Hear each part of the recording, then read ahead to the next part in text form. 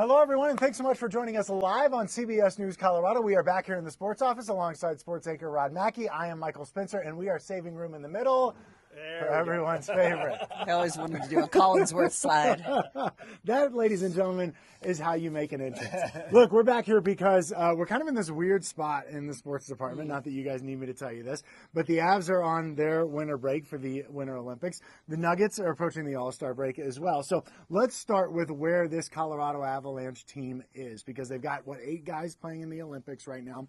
But as you look at this team and where they will be when they come back from the Winter Olympics as they begin the final stretch of the season, what intrigues you the most? What are you going to be watching for when they return to the ice? I think for me, the Avalanche got off to such an unbelievably hot start. And the question was, are they going to be able to maintain the style of play? They have, but what we've seen as of late is teams have figured out ways to play them. So how do they counteract that? Guys doing what we often see in the playoff, as they call it, kind of mucking it up in the neutral zone and just making it really, trying to stop them there so they can't play that really fast game. So how will the Avs counteract this? Because I feel like we've seen it a lot in the postseason. So now teams are kind of starting to play them that way. What are we going to see the rest of the way? How do they respond? I think that's what I'm interested in. Yeah, and there's no way they're going to be able to maintain that pace. It was beyond an historical pace for the NHL. So you knew they were going to come back to reality. They came back a little bit hard, and I think part of that is you lose Gabe Landeskog, and on the ice, especially off the ice, not having your captain there, that was a big deal. Devon Toews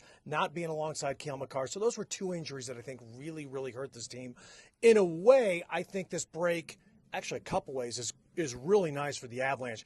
Gabe coming back, he's going to have some rust. He's been gone. Well, now he gets to knock that off with Team Sweden instead of with the Avalanche. And it does give these guys, they get to keep playing. A lot of guys get a rest. They were not playing well, and there is that lull in the season, so I think it really helps them. This thing came at the perfect time. I still think they are absolutely the team to beat. Tampa, over on the other side, looks awfully good. And Dallas, you never know what's going to happen in the playoffs with them. Here's what you hope, is that Minnesota and Dallas play each other in the playoffs, so the Avalanche only have to play one of those, not both. That'd be great, right? Finally, let's avoid those guys early in the playoffs.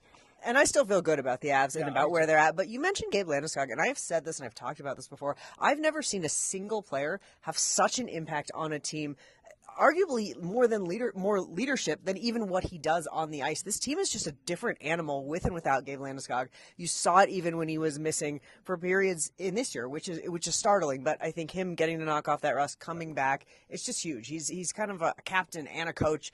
It's just really a fascinating thing to see. I've never seen an impact that he's had in any other team that we've ever covered, really. And even when he's not playing well, remember, he was struggling to score, and every time he did score, there was some stupid penalty that they took the goal off the board, and yet that's when they were winning. So even when he's not being productive on the ice, just having him on the ice is a huge deal. Or I think back to that one game where he started a fight and he said, if you're not scoring, you got to do something. And it sparks everybody. You can't measure Landy's impact. Rod, I want to ask you this because I know you're a big Olympic guy. The dynamic here, right? When you're rooting for other countries other than the United States because you like the players that the Avs have playing for their home country, that's a weird dynamic. What do you think it's going to be when those guys take the ice against one another? It is weird, and it was like that with the Nugget guys playing as well. I mean, are you really going to root for Serbia? Yeah, you're going to root for the Joker. You're going to root for LeBron. LeBron plays for your country, but Joker's your guy. It's weird, and now we got that again because Team Canada has 3 of them. 3 of the best Avs with Makar, Toews, and McKinnon. Team Sweden don't. It is. You mentioned there's 8 of them. They say it's weird, but it was also very interesting. McKinnon said afterwards, he goes, it's bigger than playing for the Avalanche. So you think the Stanley Cup is still the ultimate goal, which I think it is, but when these guys play for their country, and man, we saw it in the Four Nations, it's the Avalanche sweater means something, but your country matters most. So I don't think there's any love lost when these guys get on the ice. It's all in. You are not.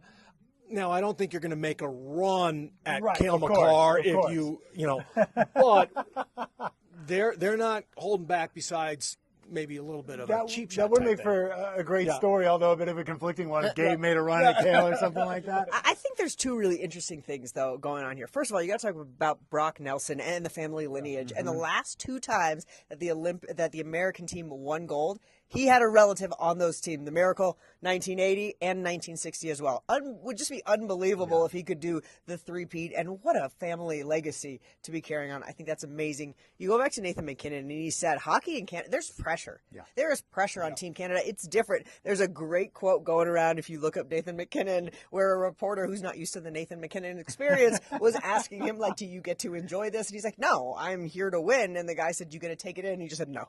It was the most Nathan McKinnon thing. They're there to win. There's pressure on them. And he said, it's for you guys, it's like the NFL in America. Like in Canada, it's everything. Mm-hmm. So that's an interesting dynamic too. They all want to win gold, but there's more pressure on Team Canada. A nice way to put it, the Nathan McKinnon experience. I like that. All right, let's talk about the Nuggets right now. Because, I think I just seriously. I got it. I just pulled that. I'll see you in 4 to 6 weeks. Oh my gosh! Yeah. I mean, this team cannot stay healthy. No, this is unbelievable. We've never seen anything like it. And David Adelman, who continues to have to address it one game after another, it feels like, he just continues to say this has been the weirdest season in a season of, a lot of weird seasons. It's unbelievable. I'll give you one silver lining, and what I think it could be is you see guys like Julian Strother and Pickett and Peyton Watson before he got hurt, but these guys are going to have so much confidence in the playoffs to show up in big moments because they're getting these opportunities. You look at Oklahoma City last year, their bench. That was a huge piece of their success because they didn't have to overplay their starters. The Nuggets bench is getting more experience than they would have ever gotten, and I think that if they get healthy, that could pay off really well in the postseason. It's funny. We were over there today at Ball Arena. It was really a special thing. Got the Special Olympics over there. All the Nuggets were there, and I was actually doing a piece that we'll have on Sunday with Bruce Brown. He's the one and only Nugget who's played in all 54 games. It'll be 55 by tomorrow. He's the only one. None of the guys have played, so we're kind of joking, calling him the Cal Ripken of the Nuggets. And all those guys admit, they played a long time in the NBA, and they all say, we've never seen anything like this. It really is remarkable. SGA is down right now for OKC, so injuries are part of the game. But this is crazy. But when they do get healthy, I don't want to say if because we're going to go positive, knock on wood, they are a really, really, really, really good and deep team. I think they're deeper than the team that won the NBA championship. The problem is OKC is so good. Yep. And that's why, when you're asking me one or the other, who do you like more? I still think the Avs have a better shot to win the championship just because they don't have an OKC to go through. They're kind of the Oklahoma City of the NHL. Yeah, good conversations to be having, but man, you just hope the Nuggets can stay healthy as they come into the All-Star out of the way break. now. Yeah, please, seriously. please. That's the other point of this, right? Like if you're going to have injuries, you want to have them now. Hopefully they're just 4 to 6 weeks, and then by the time you hit March and April. They won with all these backups that Romy's just talking about. That's what's remarkable. You should have seen their odds when the Joker went out. They just free fall, and yet all they did was win games. And they've struggled as of late as well. So I think both of these breaks are really perfect time for our teams. Certainly a lot to talk about and a lot for you guys to cover as we head into the spring and beyond. And of course, they will do that for you right here on CBS News Colorado and CBSColorado.com.